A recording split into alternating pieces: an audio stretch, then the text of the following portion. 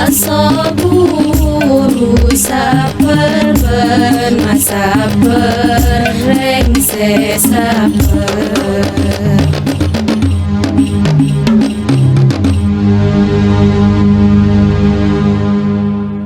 Assalamualaikum warahmatullahi wabarakatuh. Innal hamdalillah nahmaduhu wa nasta'inuhu wa nastaghfiruhu wa na'udzu billahi min syururi anfusina wa sayyiati a'malina. Man yahdihillahu fala mudilla lahu wa man yudlil fala hadiya lahu.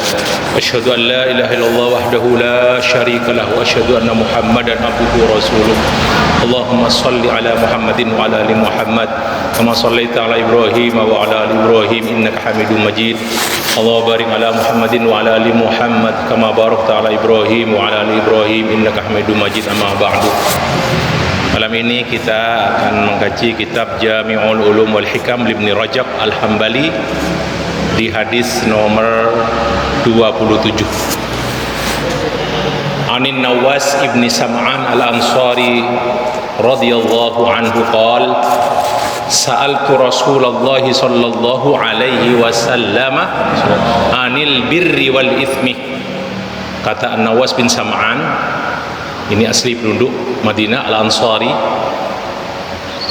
aku bertanya kepada Rasulullah alaihi salatu wassalam tentang albir, kebajikan, wal ithmi, dan dosa atau maksiat. Faqala, maka beliau berkata, albirru husnul khuluq. Kebajikan itu adalah husnul khuluq, akhlak yang bagus. Jadi setiap akhlak yang bagus itu kebajikan. Wal ithmu, dan dosa atau maksiat itu adalah mahaka fi sodrik, apa yang bergerak di dadamu. Haka itu haka yahuku taharroka, artinya juga bisa tarot dadah, jadi yang ragu-ragu, yang menimbulkan keraguan di dadamu. Wa karihta an yattali'a alaihin nas, dan kamu tidak suka apa yang menimbulkan keraguan di dada kamu itu untuk diketahui oleh orang-orang. Hadis sahih rawahu al-Imam Muslim. Di Imam Ahmad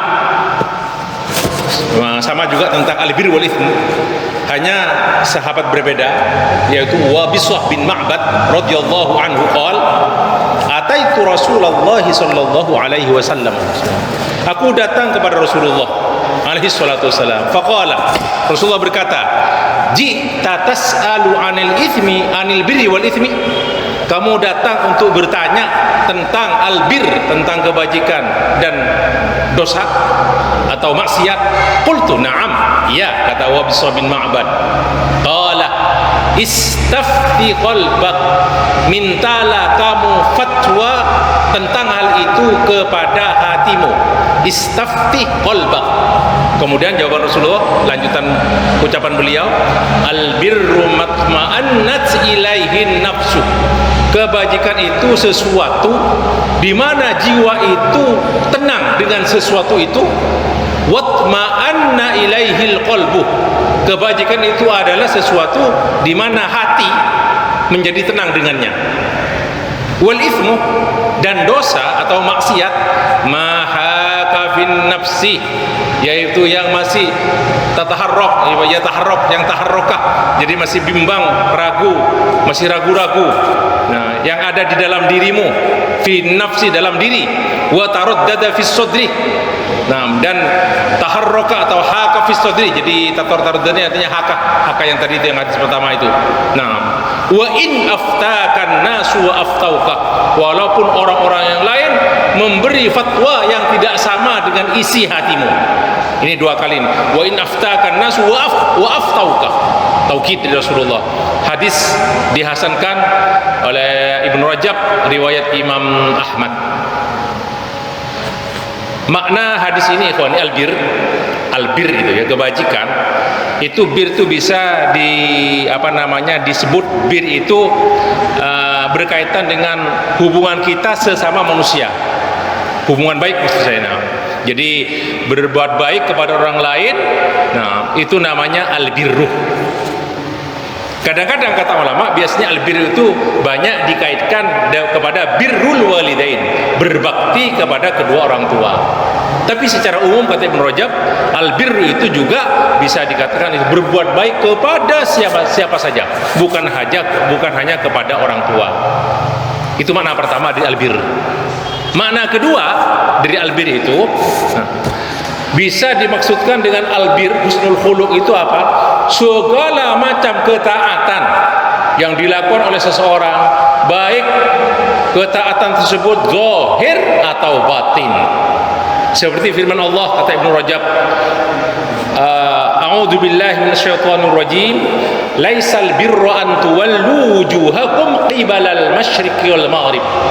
Bukanlah kebajikan itu apabila kamu menghadapkan wajah-wajahmu ke arah timur atau ke arah barat. Ini ayat yang termasuk turun ketika para sahabat dan beberapa orang-orang muslim yang ada di Madinah setelah menghadap ke Baitul Maqdis, sudah kita pelajari di Al-Baqarah, kemudian disuruh menghadap ke Baitullah, ke Makkah Al-Mukarramah. Nah, itu ada yang ragu-ragu kan antara mereka itu. Ini gimana nih menghadap ke masjid, menghadap bagaimana dengan ketaatan mereka? Maka dijawab oleh Allah, laisal birra an tuwallu wujuhakum qibalal masyriqi wal maghrib walakinnal birra, tetapi kebajikan itu adalah man amana billahi wal yaumil akhir, yaitu yang beriman. Nih, jadi orang yang beriman kepada Allah itu berbajik, berarti berkebajikan. Man amana billahi wal yaumil akhir wal malaikati wal kitabi wan nabiyyin, yang beriman kepada Allah, hari kemudian, para malaikat, wal kitab yakni Al-Quran, wan nabiyina, para nabi, wa atal mala ala hubbihi dzawil qurba, dan mengeluarkan hartanya ala hubbihi, harta yang dia senangi, zawil qurba, kaum kerabat, wal yatama, anak-anak yatim, wal masakin, orang-orang miskin, wabnas sabil, orang yang dalam perjalanan, wassailina, orang yang minta-minta, wa fir riqabi, dan memerdekakan budak, wa aqamas sholata, dan menegakkan salat, wa ataz zakata, mengeluarkan zakat, wal mufuna bi ahdihim, dan orang-orang yang menepati janji mereka, idza ahadu, apabila mereka berjanji, was-sabirina fil ba'sa'i wad-dharra, dan orang-orang yang sabar di saat kesempitan, wad-dharra, atau dalam penderitaan, wa hinal ba'si, dan orang-orang yang sabar di saat peperangan. Ulaikal ladzina shadaqu, mereka itulah orang-orang yang jujur, orang-orang yang benar percaya, beriman. Wa ulaika humul muttaqun, dan mereka itulah orang-orang yang bertakwa. Jadi umum berarti ini. Albir dalam makna kedua itu umum sekali, bukan hanya berbuat baik kepada sesama atau kepada orang tua. Malah ketika dalam keterangan hadis ini, ada ayat ini diterangkan, suatu ketika Rasulullah ditanyakan tentang al-iman, jawaban beliau terus al-iman itu membaca ayat ini beliau. Jadi ayat yang saya baca baru dibaca oleh beliau di hadapan sahabat yang bertanya. Jadi semua berarti di sini albir di sini adalah semua ketaatan yang zahir ataupun yang batin. Baik. Dan jawaban Rasulullah juga kepada Nawas ketika bertanya tentang albir itu mencakup itu semuanya. Nah, karena yang namanya husnul khuluq itu adalah berakhlak secara total. Nah, dengan akhlak-akhlak yang mulia, dengan akhlak yang mulia. Makanya ketika Rasulullah ditanyakan, ketika saya ditanyakan bagaimana akhlaknya Rasulullah, maka jawaban dari Sayyidah Aisyah di Sahih Bukhari, kana khuluquhu al-Qur'ana. Akhlak Rasulullah itu adalah Al-Quran. Ini apa? Rasulullah itu beradab dengan adab-adab Al-Quran, ikut perintah-perintah Al-Quran, menjauhi larangan-larangan Al-Quran. Maka ketika seseorang mengamalkan Al-Quran, pada dirinya itu mengamalkan isi Al-Quran, pada dirinya itu sudah akhlak, ada akhlak yang mulia, sudah ada tabiat dalam dirinya ya, akhlak-akhlak dan tabiat yang mulia. Dan itulah akhlak yang paling bagus. Kemudian di hadis Wabisoh, ini satu nomor tapi dua hadis disebutkan oleh Ibnu Rajab yang ditanyakan tadi itu, al-birru matma'annat ilaihin nafsu. Kalau tadi kan al-birru husnul khuluq, akhlak yang mulia. Ini enggak. Jawaban beliau, berbakti itu adalah matma'anna ilaihil qalb, yaitu di mana hati menjadi tenang. Watma'annat ilaihin nafsu, dan tenang, jiwa menjadi tenang. Dalam satu riwayat, man syaraha ilaihis sadruh, di mana hati dada jadi lega, legowo, jadi lapang. Ini kata Ibnu Rajab, ini semua menunjukkan bahwasanya Allah itu sudah memberi fitrah pada manusia, kepada hambanya, untuk mengetahui yang hak, mana yang hak, mana yang batil. Itu sudah ada pada diri setiap orang itu, terutama orang-orang yang mempunyai nafsun zakiyah, yaitu yang sudah jiwanya jiwa yang bagus, yang mulia jiwanya. Jadi kata Ibnu Rajab, ketika seseorang itu ada sesuatu yang syubhat dalam dirinya, ini kata Ibnu Rajab, dalam hadis wabisah itu menunjukkan bahwasanya seseorang kalau dalam keadaan istibah, masih ragu-ragu, maka ketika apa yang menjadi tenang hatinya, itu dadanya menjadi lapang, itulah albirru. Itu di hadis wabisah. Dan selain itu, berarti itu adalah dosa atau maksiat. Kemudian kembali ke hadis Nawas lagi, Nawas bin Sam'an, al-ithmu ma haka fis sadri wa karihta an yattali alaihin nas. Di sini kata Ibnu Rajab ada isyarat dalam hadis ini, dalam sabda beliau, bahwasanya yang namanya dosa atau maksiat itu, ketika seseorang ada sesuatu yang dia hadapi, dalam hatinya terus timbul keraguan, timbul kesempitan, rasa al-qalaq, jadi tidak tenang, goncang dalam hatinya, jadi tidak tenang hatinya. Dan kemudian di hadis tadi itu, mustangkar indan nas, sesuatu yang tidak tenang itu tidak disetujui oleh orang-orang kalau diketahui. Wa karihta an yattali'a alaihin nas, dan kamu tidak suka kalau apa yang terbetik dalam hati kamu itu adalah diketahui orang lain. Itu dosa itu. Tapi ikhwani, ini Rasulullah ini bukan terus setiap pun dosa, enggak. Dosa itu akan dicatat oleh malaikat, seperti di hadis lain disebutkan, apa yang sudah pernah kita pelajari itu di hadis sahih, innallaha, sesungguhnya Allah itu memberi maaf. Innallaha tajawaza an ummati ma haddatsat bihi anfusaha ma lam ta'mal aw takallam. Allah akan memberi maaf pada umatku apa yang terdetik dalam jiwanya, dalam dirinya, mahaddatsat bi anfusaha, yang diomongkan dalam dirinya, selama yang di dalam dirinya itu tidak dikeluarkan, malam ta'mal, tidak dikerjakan, au takallam, tidak diucapkan. Nah, di sini hadis ini menerangkan sesuatu yang ada dalam hati kita itu kalau diteruskan jadi dosa. Dihentikan ketika itu sudah. Jadi wa qarita ayat oleh alaihin nasu, orang-orang kalau saya ini pasti orang-orang tidak suka dengan apa yang saya sampaikan. Terus Ibnu Rajab mengatakan, dan inilah a'la maratibi ma'rifatil itsmi. Jadi ketika ada sesuatu yang tidak enak, ragu, stop. Ini kata Ibnu Rajab, ini yang tertinggi untuk mengetahui itu. Dia tidak suka sesuatu yang ada dalam hati dikatakan orang lain. Kemudian wa in aftakan nasu au aftauka, dalam satu riwayat, wa in aftakal muftuna, dalam satu riwayat, walaupun memberi fatwa kamu kepada orang-orang yang memberi mufti, yang memberi fatwa berbeda dengan isi hati kamu. Jadi ketika seorang ada perasaan tidak enak, ragu-ragu dalam dirinya, ini sudah maksiat, ini sudah. Kemudian sementara orang lain mengatakan enggak apa-apa, kata Ibnu Rajab, wa in aftakal muftun, dalam satu riwayat, walaupun orang memberi fatwa kamu tidak, itu bukan itsm. Jangan ikuti fatwa orang-orang, karena itu adalah dosa. Mungkin orang-orang itu tidak tahu orang-orang itu. Dan ini tingkat kedua dari ma'rifatul istibah di sini, ma'rifatul maksiyah atau al-itsm. Jadi mengingkari dalam dirinya walaupun orang lain itu tidak mengingkari. Jadi jangan mengikuti fatwa dari orang lain. Terus Ibnu Rajab berkata, hal ini khusus orang-orang yang memang hatinya itu dadanya penuh dengan keimanan. Jadi yang murni, yang suci hatinya. Nah, sementara orang yang memberi fatwa itu dia tidak punya ilmu, hanya ikut-ikutan atau hanya prasangka saja tanpa dalil.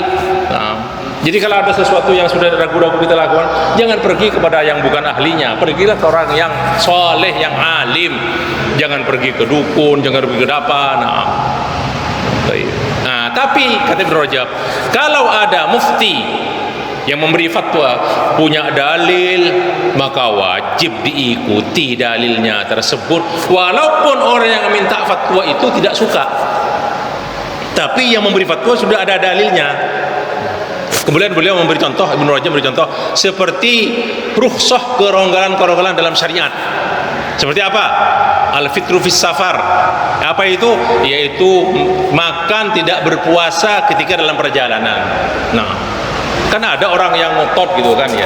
Padahal kalau seseorang itu sudah tidak mampu untuk berpuasa di perjalanan dan dia memaksa diri untuk bepergi untuk berpuasa, padahal sudah tidak mampu, sudah capek, payah kepayah, itu dosa itu, berbuat maksiat itu, walaupun dosa kecil ya. Kan ada riwayat itu yang pernah kita pelajari dari Jabir bin Abdullah ketika Astagfirullahaladzim, Fatu Mekah tahun 8 Hijriah, ketika Rasulullah datang bersama para sahabat di Fatu Mekah tahun 8 Hijriah, pada itu bulan Ramadan. Rasulullah para sahabat berpuasa sampai ke suatu tempat yang namanya Qura'ul Ghamim, tempat dalam keadaan Madinah lebih dekat ke Mekah. Nah, Rasulullah puasa, para sahabat berpuasa. Nah, Rasulullah terus meminta kepada sahabat untuk diambilkan semangkok air. Para sahabat melihat mangkoknya diangkat, kemudian Rasulullah minum. Setelah Rasulullah minum, dan Rasulullah tahu nih, pas para sahabat payah, termasuk beliau sendiri sudah payah, kecapean. Ada yang berkata kepada Rasulullah, nah, wahai Rasulullah, inna ba'dhan nasi qad shoma. Ada sebagian orang masih berpuasa Rasulullah. Apa jawaban Rasulullah? Ulaikal usat, ulaikal usat. Mereka itulah orang-orang yang berbuat maksiat, orang-orang durhaka. Ini hadis sahih Imam Muslim. Dalam satu riwayat di lafaz Imam Muslim disebutkan, Rasulullah, sesungguhnya para sahabat sudah keberatan untuk berpuasa, berat sekali untuk melanjutkan puasa, dan itu waktu asar, dalam satu riwayat adzan asar. Jadi sudah hampir dekat ke maghrib kan, sudah ketimbang dari terbitnya fajar. Ini badal asar ini. Akhirnya Rasulullah ngambil air semangkok dan diminum di hadapan para sahabat. Nah, ceritanya yang tadi itu ini hadis sahih riwayat Imam Muslim. Ikhwani fillah, kita lanjutkan. Contoh-contoh yang lain ini juga ada orang seumpamanya tentang qasar salat dalam safar, qasar salat, yaitu menjamak atau mengqasar, atau qasar dan jamak, atau qasar saja. Itu kan banyak orang yang enggak mau. Ya, itu karena kebodohan. Padahal itu rukhsah yang diberikan oleh Allah Subhanahu wa taala. Suruh terima sedekah dari Allah itu sebagai rukhsah, itu kata Rasulullah. Nah, faqbalu sedekatahu. Nah, ada yang enggak mau kan? Nah, itu padahal sudah ada dalil, sudah jelas. Contoh yang lain juga ketika Rasulullah di Umrah Hudaybiyah, dinukil oleh Ibnu Rajab juga dalam kitabnya. Suatu ketika Rasulullah kan gagal untuk untuk Umratul Hudaybiyah, gagal umrah. Iya, sebelum pembukaan kota Mekah, umrah beliau itu.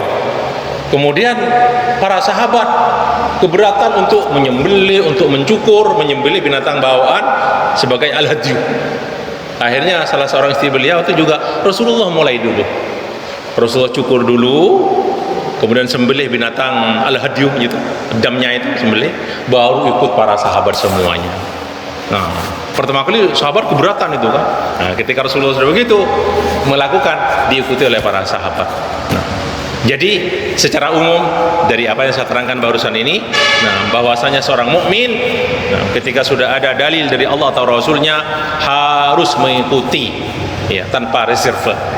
Allah berfirman, "Wa ma kana lil mu'minin wa la mu'minatin idza qadallahu wa rasuluhu amran an yakuna lahumul khiyaratu min amrihim." Dan tidaklah pantas bagi seorang mukmin laki-laki dan mukmin perempuan apabila Allah sudah memutuskan suatu perkara dan Rasulnya memutuskan suatu perkara untuk mencari pilihan lain dari perkara mereka. Sudah, kalau sudah putuskan Allah dan Rasulnya, ikuti saja. Dan kita harus menerima dengan penuh lapang dada apa yang disyariatkan Allah dan Rasulnya. Penuh dengan taslim, pasrah.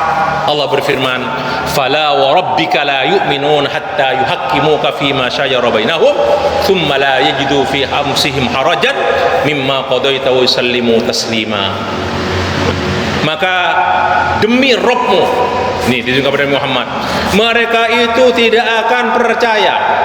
Pada hakikatnya mereka tidak akan percaya Muhammad sampai menjadikan kamu sebagai penengah, hatta yuhaqqimuka, menjadikan kamu sebagai hakim, memberi keputusan fima syajara bainahum, dalam hal apa yang terjadi perselisihan di antara mereka. Summa la yajidu fi anfusihim harajan, maka kemudian mereka tidak akan menemukan dalam diri mereka itu keberatan, mimma qadaita, dari apa-apa yang kamu putuskan, wa yusallimu taslima, dan mereka itu pasrah, dengan sepasrah-pasrahnya, menerima dengan sebenar-benarnya. Kemudian adapun ini kata Ibnu Rajab, sesuatu yang tidak ada nas dari Allah dan Rasulnya, kemudian juga dari sahabat tidak ada contoh, dan dari para salaful ulama salafus saleh, kalau ada sesuatu dalam diri seorang mukmin itu yang tenang, al-munsyarih sadruhu, lapang dadanya karena makrifatnya, karena keyakinannya, wa hakka fi sadrihi li syubhatin mawjudah, dan ada keraguan dalam dirinya karena ada syubhat, walam yajid man yufti fihi birrukhsah, kecuali, dan dia tidak menemukan seperti yang memberi fatwa siapa, birrukhsah, untuk memberi kelonggaran, illa man yukhbir an ra'yihi, kecuali orang yang hanya dari pendapatnya saja, wa mimman la yuthaqu bi ilmihi wa bi dinihi, dan orang itu tidak dipercaya ilmunya, agamanya juga tidak, bal huwa ma'rufun bittiba'il hawa, atau orang tersebut itu terkenal hanya mengikuti hawa nafsu saja, tapi dia dimintai fatwa. Fahuna, pada saat itu kata Al-Imam Ibnu Rajab, yarji'ul mu'min ila ma hakka fi sadri, kembali apa yang ada dalam dirinya tadi itu. Jadi kembali kepada yang ada dalam hati dirinya itu, jangan ikuti orang-orang yang memberi fatwa tanpa dalil syar'i. Wallahu taala a'lam. Sampai di sini dulu kajian kita malam hari ini. Mari kita akhiri liqah ini dengan kafaratul majlis. Subhanakallah wa bihamdika, asyhadu an la ilaha illa anta, astaghfiruka wa atubu ilaik. Wassalamualaikum warahmatullahi wabarakatuh. As-saburu sabar bermasa berengse sabar.